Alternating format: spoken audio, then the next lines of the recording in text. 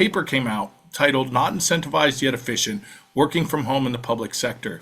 Nick Bloom on LinkedIn, George LaRoe commented as well, talking about it. And what it showed was that there was a productivity increase, specifically looking at agents within crime prevention and how they were able to process cases, showing a 12% productivity increase in either hybrid or full work from home over those that were primarily in the office. So, there's variation within that. This is one of the early studies, the effectiveness of those cases. Welcome to the HR Huddle podcast, presented by Sapient Insights Group, the ultimate resource for all things HR. It's time to get in the huddle.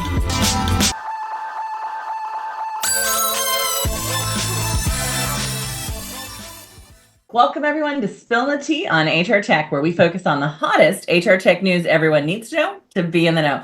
We break down the news of the week and help you make sense of what it means for your industry and how it can impact your organization. And we are recording today on February 26th. How did we get to the end of February? It feels like this whole year is running so fast, but that's okay. We got a lot to get into today. We're going to bring you all the news you can use this week. And I'm your host, Stacey Harris. I'm Chief Research Officer and Managing Partner for Sapient Insights Group, a research and advisory firm. And joining me today is my co-host, Cliff Stevenson, our Director of Research and Principal Analyst for Sapient Insights Group. Cliff, we've got a lot to get through. I mean, the tea just keeps coming. We actually thought at the beginning of the week that was going to be a slow week, but it's not the case, is it? That's right. Yeah, it's one of those big sort of like water towers, but just full of tea. There isn't as much, which we've seen earlier, so much merger and acquisition activity, not as much that, but there's a lot of very interesting things going on with people this week, a lot of people moves that I think will raise some eyebrows, all sorts of, we got funding and we've got some new reports coming out. We've got some organizations that are sort of up and coming and just really interesting things. A little bit of, we'll admit, there's some bad news. Anyone that's paying attention to this will probably anticipate a few of the stories we're going to talk about in terms of downturns, some ones that are very personal to you, particularly Stacey, that we'll get to towards the end. But, some positive news. And of course, I'm getting prodded. Yes, AI, we'll be talking about AI. Can we say it one more time for the crowd in back? But before that, I mean, we're definitely been on the road, or you're getting ready to go. So I just got back last night from a session that I did at Workday on some of our data, some customer feedback, which I think is a great thing to let everybody know that we do share this data. It's a big thing that we make sure the vendors get a chance to hear. And it's an important part of why we do the research that we do, Cliff. I mean, I think you and I have talked so many times about how much those comments, and they're all anonymous, but they're all aggregated and they're kind of aligned with what's going on inside that organization. But it's a really big value proposition when people participate. And I think we're up. I think last year we had like 15 or 20% of the participants who took the survey to give feedback to their vendors in a way that I think is safe and to be honest, can be aggregated with everybody else's comments. So it's not just your one comment, right? So that's a real powerful thing. We're also going to be on the road, though, coming up here in March. You and I will both be at the iSolved Users Conference, March 16th through 18th, I believe it is. And that's in Scottsdale, Arizona. Again, I've been to Arizona a ton this year. So that's excited to go back to Scottsdale again. And then I think you're going to take a John over to ADP's Users Conference for just a day or two after that, aren't you, Cliff? That's right. Yeah. That's right. I'll be over there. In Las Vegas, I think they're going to do that. Yeah, of course. Executive round. You go to, you're right. The Fairmont Princess, thank you very much for hosting us there in Scottsdale, has been more active, and we love to see it. Of course, we love Las Vegas too, but those of you watching this on YouTube will notice I'm rolling my eyes when I say that. Yeah. And then in April, I'm going to be back in California again for Workday's doing an innovation session for the analyst. So we'll give you some more updates there. And I'll be bringing a little bit of update today on the Randstad conversation because we did have some conversations on that. But we'll have more updates in April on what they're doing with all the AI and agents and all of that work. And then right after that, the week after that, Oracle, also out in California, so I'll be back to back, is doing their sort of executive summary event that they do for analysts and investment communities and everyone. Again, that will be focused I'm pretty sure, on what's happening in the AI space. I think both of them are kind of going head to head on this conversation. Interesting to see what's going to be Oracle's perspective on the shifts and the changes for their industries and the focuses on I think last time we were there, they had a big, heavy focus on healthcare. We'll see if that will stay as big this year, right? Next, you and I will both be in May, going to May 5th through the 8th. Well, we'll be speaking virtually at the HR Tech Asia event, so I'm not going to be doing that in person as much as I would like to.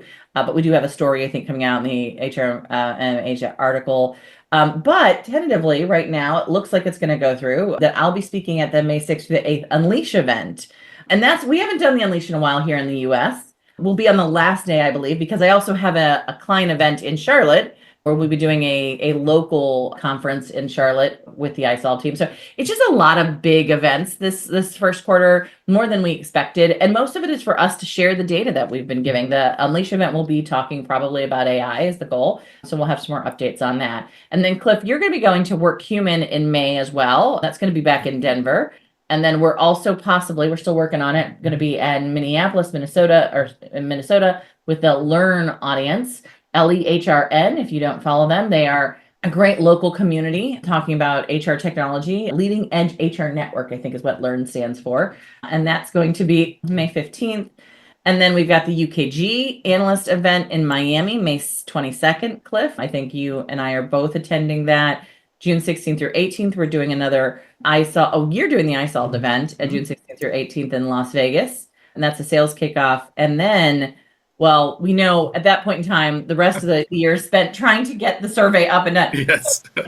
So if you are a vendor, or if you are even a practitioner trying to figure out where to CS1, those are all the places we're going to be at. Sorry, I did not mean to read off your grocery list here for you. But secondly, I think what's more important is if we're not getting back to you on events, Cliff and I try and go where we can. But I will say, we always have to pick and choose and prioritize. Our goal is to get as much data as possible before we launch the survey, so we can make sure the survey is updated as well as possible, or after the survey's out, so that we can add commentary to the data when it comes back out. Our reason for these events is not to just go and hear what's going on. It's to go and make sure we're adding the right things to the survey, and we're listening to the practitioners, as our favorite events are when practitioners are at these events, because we get a chance to talk to the practitioners. So all that being said, it's going to be a busy couple of months, Cliff. So you and I will be in airports, and we'll see everybody in the airports. So That's right.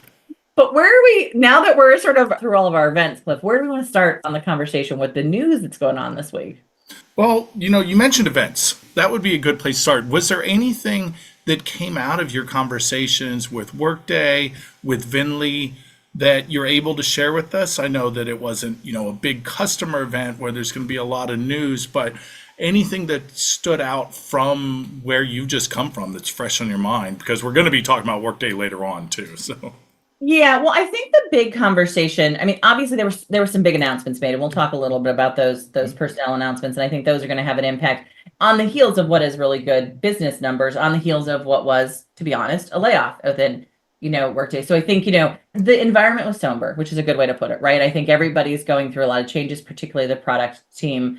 And that happens as organizations change and grow, right? They're on the news front, I think the big conversation for them, it still continues to be their AI agent conversation. They are really wanting to lead that conversation. We know from our data, and this is, again, you look at this in the report, is that Workday is the only organization besides SAP and SuccessFactors. Those two are the only organizations that their customers were utilizing or were more aware of their AI inside that system than the percentage of customers who just weren't aware they even had AI in the system, right? So that's just a win.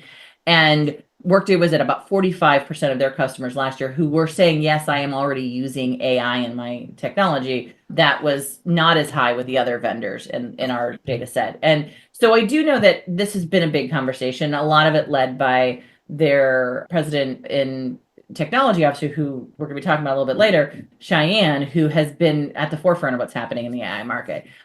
But I do think this conversation with Randstad, which is a partnership that was pretty well announced this week, I think this was interesting. One, it's kind of an RPO relationship. So it is the idea that one of the challenges that Workday and all of the platforms that are at the enterprise level have is that as organizations go up market, what they tend to lose out in their mid-market solutions, if they're not careful is they lose out the services that a lot of those mid-market providers offer, whether that's RPO or ASO or managed services or just payroll services, those kind of things. The big tech vendors, that's not the space they're playing in. They don't get, the stock market doesn't provide them any value proposition for being in the services business. And so you have to find a good partner to do the services for organizations because you can't offer them your technology. And so Workday's really created a pretty good relationship with Randstad.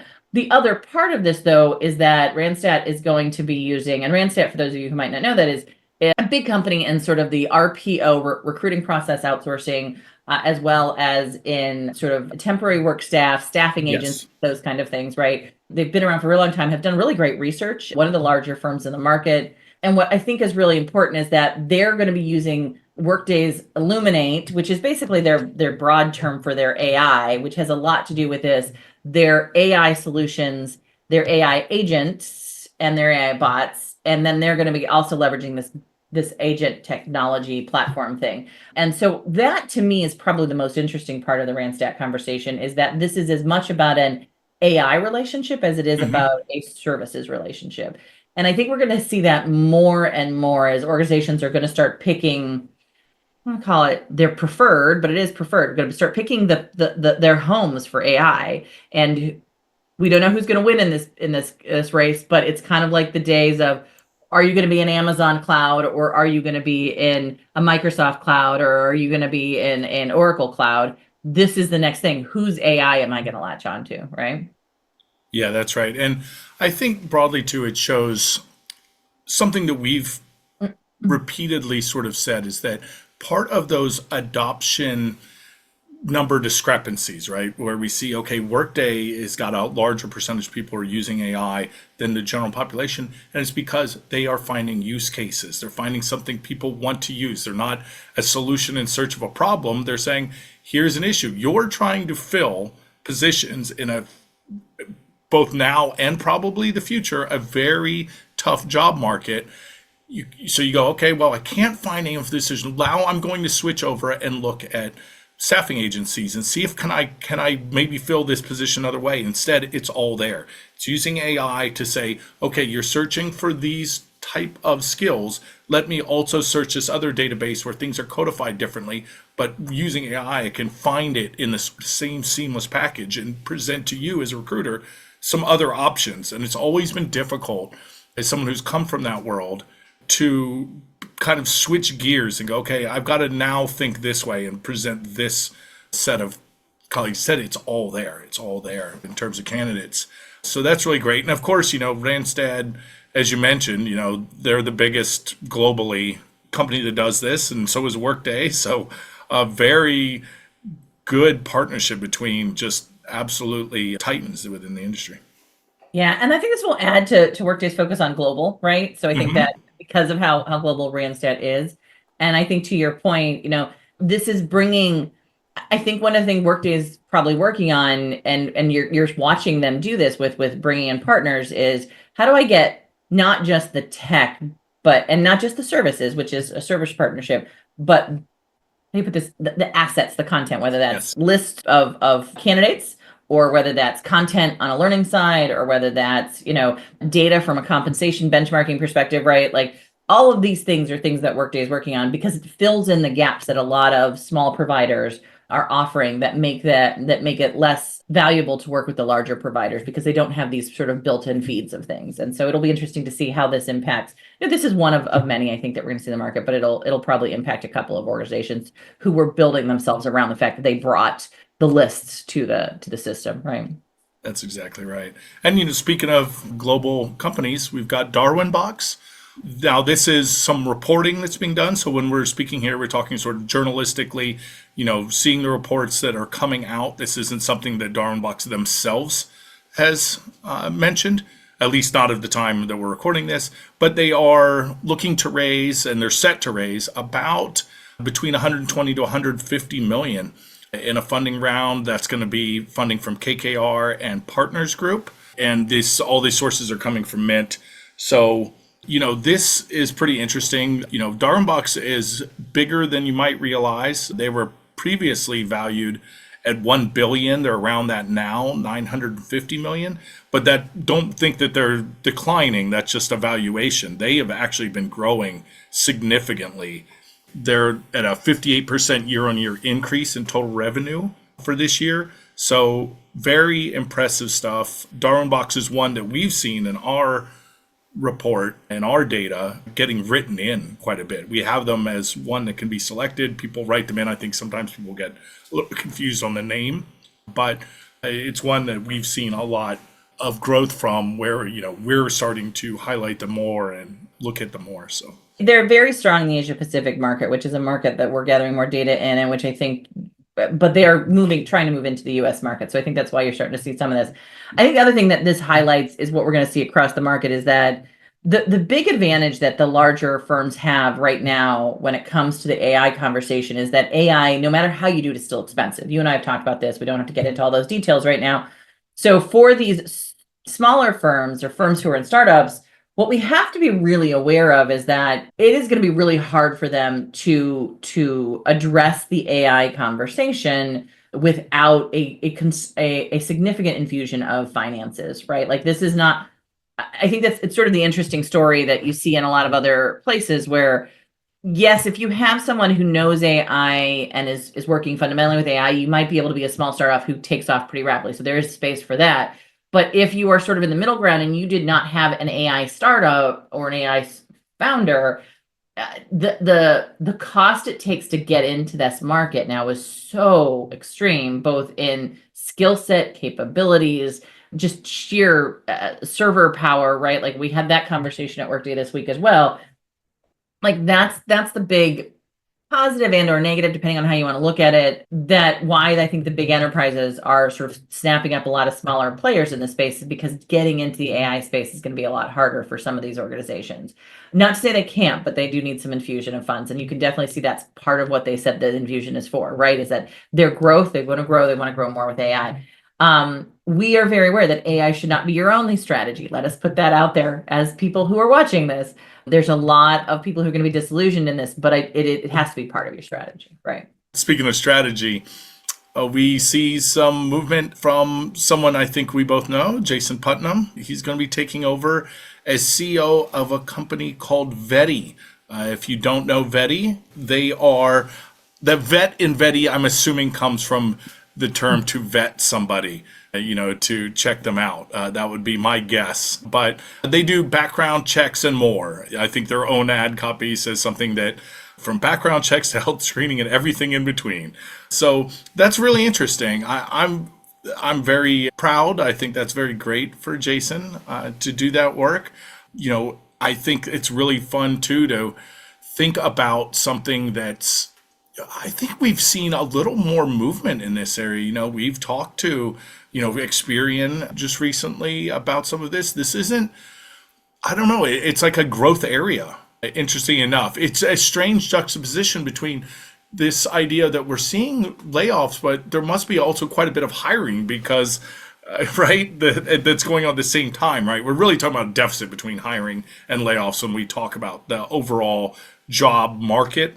That doesn't mean the hiring's gone away. In fact, it's very important and more important than ever, apparently, to have all of your ducks in a row, as the expression is, to make sure that all of your information is correct. You don't want to spend all those resources and then find out that the person, you've gone through all that trouble, perhaps you've pulled in someone from, these big databases now that, Randstad and Workday have put together. And then all of a sudden you find out it's not the right person. Well, there's more and more of these services coming up to take care and to alleviate those concerns.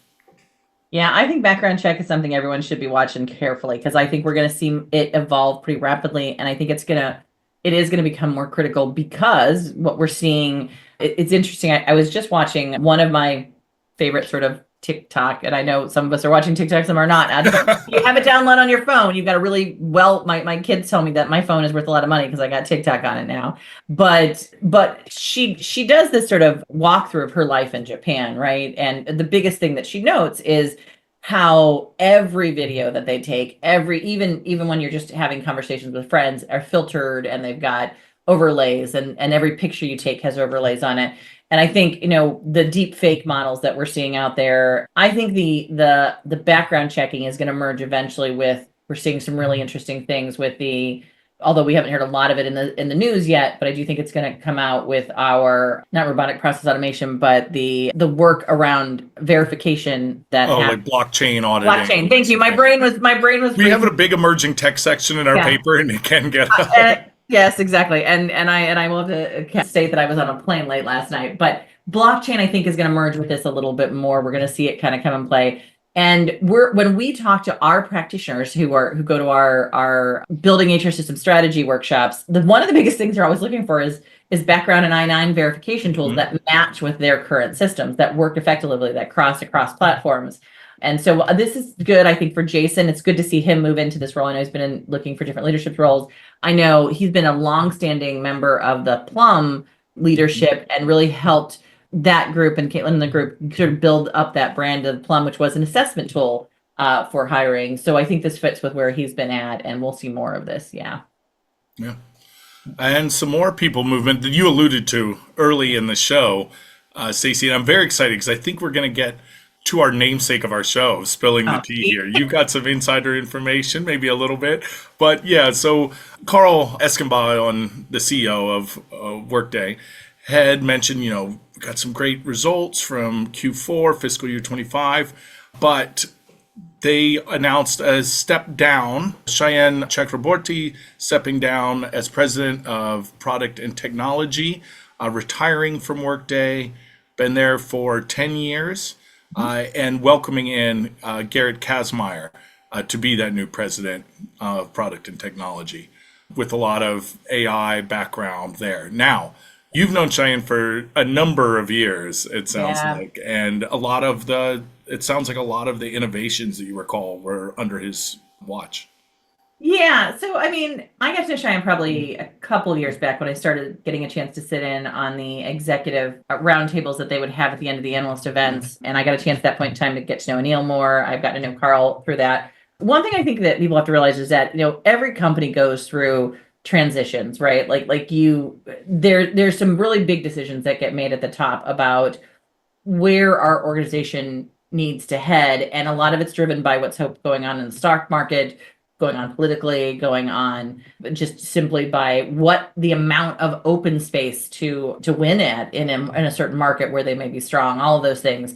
I'm not privy to all of those conversations at the Workday level, but I do know that for Workday, we're in probably a transition space, right? We saw Neil not retire, but move into a role where he gets to spend a lot more time in the thought leadership and in the technology space, which is where he loves. And he started off with, he was on the announcement about their agentic AI platform with David Summers a few weeks back. And so we know he's still there and involved and very passionate about the work that he's doing. Carl's definitely taking sort of the lead on sort of optimizing where Workday is going to go, making sure the shareholders are getting the value proposition out of what they're investing in. They've got strong growth in their stock market. Sayan has always been, I think, one of those forces behind the scenes that was a real stable perspective on both how we're looking at AI, how we're looking at AI ethically, also how we're thinking about technology at the center of the focus for what Workday is trying to achieve.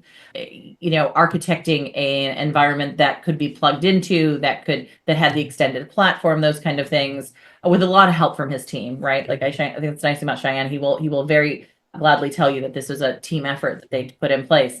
I'm not surprised by this because I do know that, it's been a bit overwhelming. Sayan is also one of the, up until, and I don't know probably now, but up until recently, he was also an advisor to the government at several levels on AI. He was on different boards and groups there. And so I do think that, in this particular case, there's an opportunity for him to step back and maybe focus on the things that he really wants to focus on, right? So this isn't surprising. I think this has been a lot on his shoulders. Now, looking at Garrit Kazmaier, I don't know Garrit, and I'm not sure if it's Kazmaier. I'm probably saying his name incorrectly. It's probably Kazmaier. Kazmaier, thank you, yes. Apologies, Garrit. If you've got a pronunciation you prefer, let us know. Yeah, but I mean, his background is an interesting one because he definitely he's most recently with Google, had also done some work with Looker, was also had a strong background in SAP, particularly SAP for HANA, which was their big sort of shift to the cloud and sort of ongoing technology. improvements. So I think we're going to see a lot more, one, ability to work globally coming out of Garrit, right? Which I think is going to be a big win there for Workday. His focus probably on data and the data pathing and data analytics and that kind of work with his background Looker will probably be really strong here. And I know that's a piece that Workday is looking to elevate more. So, I mean, it is a shift. There's no positive or negatives, I think, with any of this. I think the part of this is that we are seeing transformations at this point in time. And I think everyone who's working with Workday needs to, as customers, just make sure they're staying very close to their account representatives, to their personal contacts within Workday, and say, I want to make sure I know where this is heading and where our relationship as an organization fits in this picture. So again, I always tell buyers, you are an important component of that vendor relationship. You have to make sure you're reaching out as much as they're reaching out to you. And you need to make sure you understand what any shifts mean to your opportunity to grow with the organization and continue to do the great things you guys are doing together. So yeah, it's going to be, I think, a shift. I think if you're a customer or if you're looking at acquisitions, you just need to make sure you have conversations about what the future looks like for you, right? Wonderful. Yeah, well said. So we do have another bit of movement at the top levels of companies, Zoho, who we've long talked about and kept an eye on and have discussed on the show. Their CEO is actually going to step out of the CEO role. All right. So Sridhar Vembu, who has been the CEO for a very long time, he's now going to be the coder-in-chief. Chief scientist, I believe, will be his actual title, to specifically start developing and continue to develop the agents that Zoho will be using, the AI work that we know is, as we've discussed, very important to many of these organizations, especially the very large ones like Zoho, that have near 900,000 customers, nearly 1 million customers. So, that kind of, makes sense for a company of that size to make that investment. As you said, it can be resource intensive, it can be expensive, and clearly they believe it is of such importance that their CEO will actually be leading that charge from there. So, and you see something like this before. You brought up an example that I had totally forgotten about. Well, yeah, no, I mean, this is what I just mentioned, actually. This was the exact move that we saw Neil Booster make over at Workday, right? I mean, obviously, different organizations, different sort of focus areas, particularly, Zoho's in a different market. But to some extent, they're trying to move up market. I think it's the same thing. AI is shifting the conversation so much. It does require a lot more focus. And for many of these founders, it's a new way of thinking, which means they probably have to take some step back from sort of managing the everyday to be able to kind of embrace it. So I think it's going to be a really interesting conversation. There's also, I think, opportunities here where we're seeing new leadership come in. I think we have to be very aware of this, as new leadership oftentimes comes into organizations when there's other things that are changing rapidly. And we do know around the globe, not just here in the US, but all around the globe, we're seeing changes politically. And that has an impact on some of these movements as well, right? So we have to be aware of that too. But I think the big thing here is it's driving a lot of change inside of organizations, and this is what I always tell people, it is not changing the work we do. It is changing how we might get that work done and how we and who might be doing that work, which I think is the conversation that's coming, right? That's absolutely right. So then we've got some news from Anaplan that saw some very strong growth. And, over the last 2.5 years, for instance, their annual recurring revenue has gone up from 600 million to 1 billion. Speaking of sort of the big numbers, just last year, they added 300 new logos and expanded just the sort of average size of those companies, right? The number of customers with subscriptions larger than 1 million grew to over 200. But what I found most interesting and a sort of positive sign, because, we talked about some of the things that happen in the workforce and HR tech especially, and we're going to talk about it more too on the layoff side. They are increasing the number of software engineers up by 40%.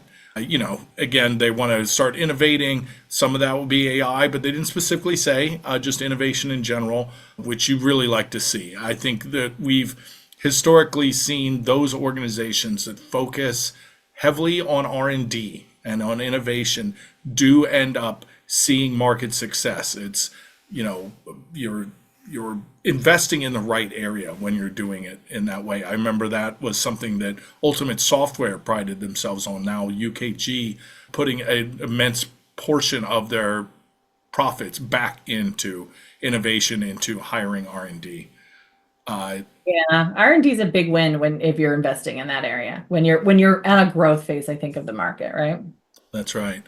And then the flip side of that is some cuts. This was big news that broke out of, I think, the HR tech circle. I can always tell when it's big news if my non-nerd friends tell me about something that's going on. Of course, this is Dayforce cutting about 5% of their workforce. That is very significant overall for the HR tech world. It's very meaningful in my local area. Dayforce has a large amount of their workforce here in the Tampa and St. Petersburg area where I'm at. So I'm seeing sort of some of the personal repercussions of that from people that I know in this space. But again, they're positioning this as they want to do a restructuring. That's how it's usually talked about, focusing more on, towards profitability and more towards using some of that towards hiring people in different areas. Probably not surprisingly, I imagine some of this will go towards, some R&D, as we just mentioned. One would hope anyway. It's interesting because I was looking to see, and I don't think they mention AI in here, which I thought was sort of interesting. At least I'd have to go look at the full thing, but in the piece that you've got here for us, and I didn't hear about it as an AI-driven cut in the comments, which was sort of an interesting conversation, I think, for Dayforce. They're one of the few that didn't do that. But we do know that efficiency and figuring out profitability is a big conversation on everybody's bottom lines right now, right? Like everybody's kind of hunkering down a little bit. We're kind of that wait and see to see how much the markets are going to shift. A lot of Dayforce also has Canadian-based workforces, right? And so they also have Minneapolis. So we've got they're kind of spread across the market. The other thing I think I didn't get a chance to mention on the Anaplan, I think one, there might be some conversation about why are we mentioning Anaplan. Most people think of it as a financial planning system, right? Oh. But we know that they play heavily in workforce planning as you're thinking about headcount planning from a technical perspective. We see them show up in data and analytics, our section all the time. And interestingly enough, they showed up in time and attendance and scheduling tracking this year. Just slightly, not enough to make the full chart, but we did see them in a large enough amount that we were able to put them in some of our asterisk charts.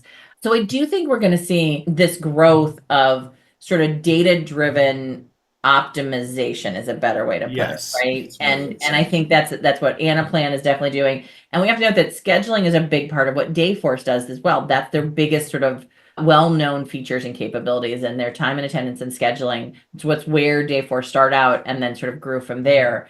And so I do think we are seeing those kind of organizations who are in this space where we're talking about workforce headcount management, workforce scheduling, workforce labor and leave and absence. Those systems are going through a lot of changes right now, because the question is when we take a human element out of it, what does it look like? And how do we keep it feeling very humane when you're doing that kind of work? We all know the issues that we've seen in the past with clopening and people don't get time to do bathroom breaks and, just kind of crazy stuff that goes on in the market when you don't manage these areas very well. These impact people every day. And so kind of on the same vein, they both run in the same space there, right? Absolutely. So when we're getting towards, those were sort of the big main stories. A few interesting things that came out that are, as you said, people might say, well, what does this got to do with anything? But there's a few reasons we're going to bring this up. This one was pretty interesting, though, because it is something that maybe it isn't HR tech, but I think it relates to topics that we talk about quite a bit and within the paper, and it's on people's minds. A paper came out titled "Not Incentivized Yet Efficient, Working from Home in the Public Sector." Nick Bloom on LinkedIn, George LaRoe commented as well, talking about it. And what it showed was that there was a productivity increase, specifically looking at agents within crime prevention and how they were able to process cases, showing a 12% productivity increase in either hybrid or full work from home over those that were primarily in the office. So, there's variation within that. This is one of the early studies, The effectiveness of those cases, I'm not sure, how well it goes into it. That we'll have, of course, the link to the entire research paper.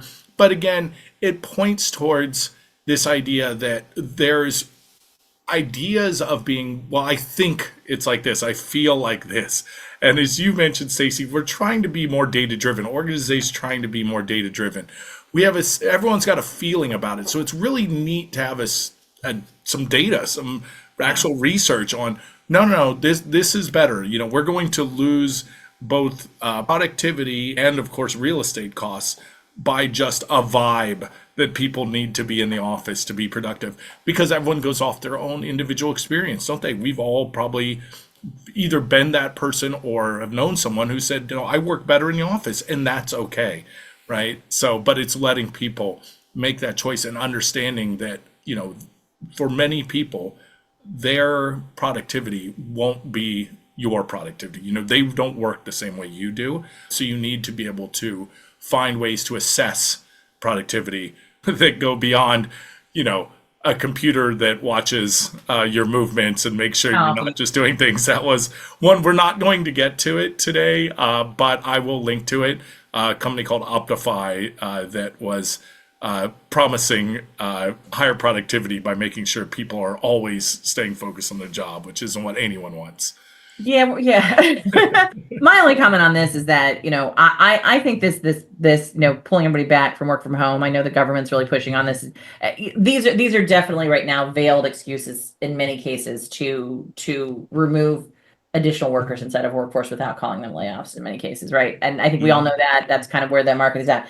But I do think once this all balances out over the next 3 to 4 years, we are going to find that businesses are going to realize that there is a balance they can create, because you do have to have an in-office environment, particularly for new employees, and particularly for those who come in fresh out of college, to have an environment where they create the relationships they need to create. But I think this balanced hybrid model is definitely what we're seeing works for a lot of organizations, gives a lot more autonomy and freedom to workers, and creates kind of the same kind of camaraderie that you need from the in-office environment. My sense is that we'll balance out with that. It's just we cannot discount the amount of data we're seeing on the improved wellness and work productivity eventually.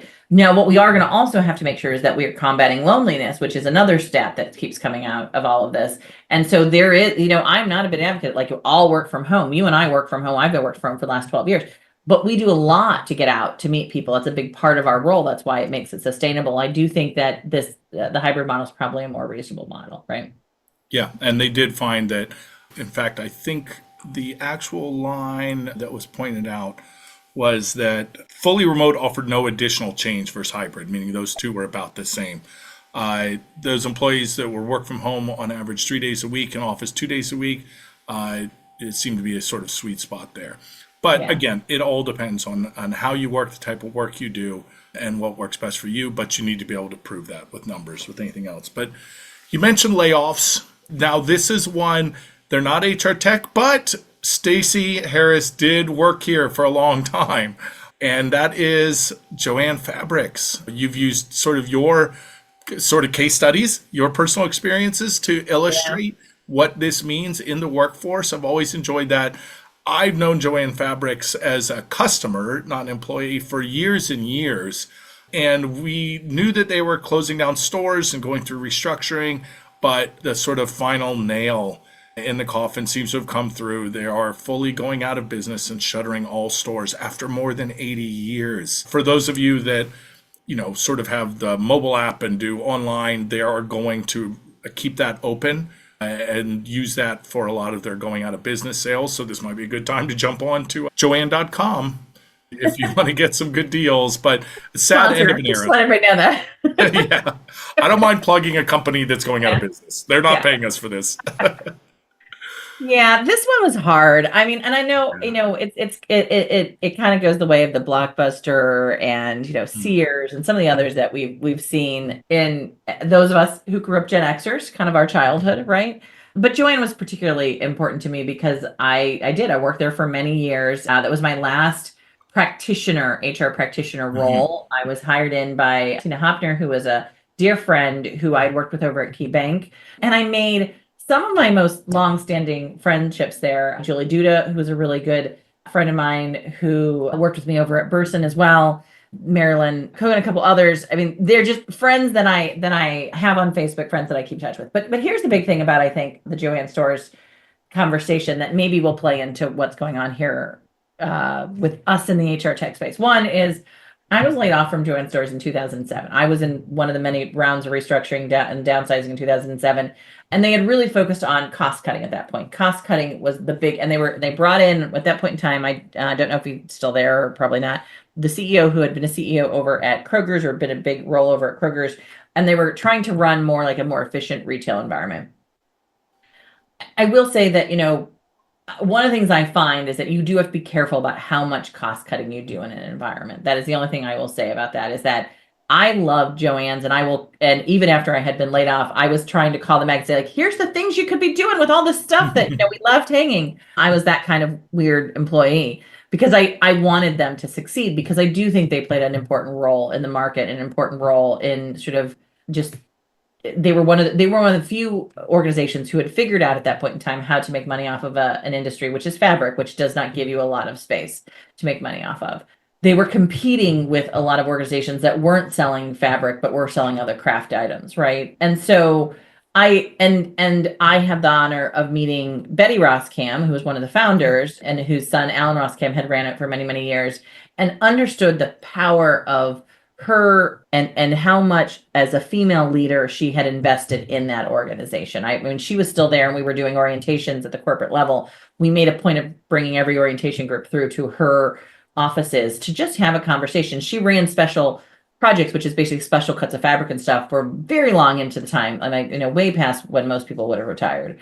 That was an organization that did feel like a family. Families don't always last. That's a part of the problem, right? But what I do think is that there was a passion around the customers that probably could have been developed a lot more, that once they started optimizing, started cost cutting, and started trying to work like the rest of the retail world, they lost, I think, what could have been a real opportunity to focus on the influencer market, right?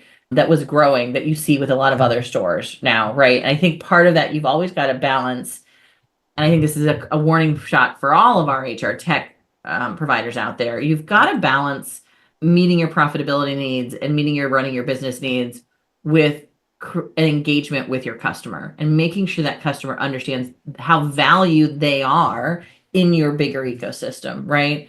Because over time, they might not be there, right? They might find other ways to buy things online. They'll find other ways to get things in different ways if you haven't figured out a way to make them feel special in your environment, right? So my 2 cents, my heart goes out to all my friends over at Joann. I know for many of you, it was a passion. You were working there and trying to make it work because you believed in the mission. I know that's the same with every organization that goes out, but Joann Stores, it's a passing of a very sad time for me. Yeah. Yeah. Well, I don't know if this is a positive note to end on or not, but I did find it amusing or enjoyable, karmic perhaps. It was Anita Letting's post on LinkedIn that you sent me, Stacey, that I got a bit of a giggle from. This is from Klarna. Klarna does payment systems. That's how I mostly think of them, payment processing. It would be all right, unless you would like to do it, Stacey. We'll just read the post. Go ahead, yeah. Anita's post here. It's short, listeners and viewers. So here's what she writes. An epiphany. I'm flabbergasted, but not surprised. Last summer, Klarna's CEO announced they were replacing customer service with AI, HR too. They would not need people anymore. I wrote about it. They're replacing one HR vendor with another. That's outsourcing, not AI. And the customer reviews about AI support? Spoiler alert, brutal. 6 months later, here we are. Nothing will be as valuable as people, is what Klarna was saying. Who could have predicted that? So, yeah, so that's what Anita wrote. Short, pithy. Yeah, that's exactly it. Again, AI is used best when it's in support of people. Not when, again, I use this term, I've read this from other people saying, I didn't make this up, but AI fails when it is a solution in search of a problem. That isn't what you do it for. You'd use it to help solve business issues, not just, we've got AI, great. That's we'll not do everything. Yeah. So that kind of shows. I think it's positive to me because yes, it wasn't the wisest move. It wasn't expressed correctly. The original sort of replacing people with AI, but she leads by saying it's an epiphany, and I think that is interesting. The fact that they haven't tried to double down. They said, we were wrong, and nothing will be as valuable as people. So that's what we're going to go with. Lesson learned. Not great for the people that were affected, but for those of you that were affected by the Joanne layoffs, the Ceridian layoffs, any of the other sort of negatives, know that some companies are seeing the value in people and are looking to hire. It's not as bleak as it might seem. I certainly just didn't want it to end on a down note of layoffs. There is value in what you do. And when organizations get through this phase of understanding how best to deploy this new and exciting tool, it will result, ideally, in a better workplace. That's what we're hoping, and we'll need all of us working together to make and realize that vision. Well, I couldn't have said any better myself, Cliff. So I had to smile when I saw this from Anita as well. And I think, now Klarna, they're getting their name mentioned. I will say that, right? Like good and bad. It is good for them to learn their lesson. But I think we all saw this. I think this was the arrogance at the highest level. We are seeing a lot of arrogance in the market right now around what cost-cutting, AI, all of that can do. I think, it's just a lesson to be watched, much like the Joanne Starr's lesson. But yeah, on that note, something to smile about, that lessons can be learned. That is where we'll go with that. So, but it's been a great conversation. We're way over today, but that's okay.